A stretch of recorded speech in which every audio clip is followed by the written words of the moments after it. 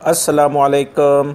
सिरात मुस्तकीम चैनल में खुश आमदीद। आज 10 सितंबर 2018 है। इस्लामी तारीख़ आज है 30 ज़िलहज्जा 1439 की।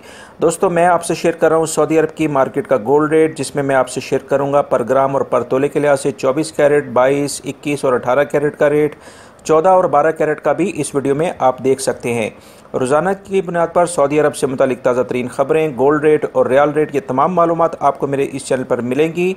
सऊदी अरब से मुतालिक ताज़ा तरीन खबरें मैं और रियाल रेट मैं ऑलरेडी शेयर कर चुका हूँ, वो वीडियो लाजमी देखिएगा, और जिसमें गैर मुल्की अफराद के लिए काफ़ी अहम मालूमात हैं।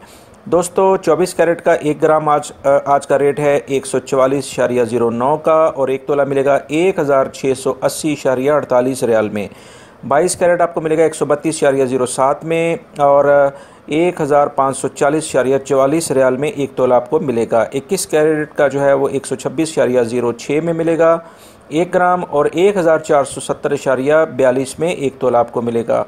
18 कैरेट मिलेगा 108.03 में, और 1260.36 में 1 तोला आपको मिलेगा।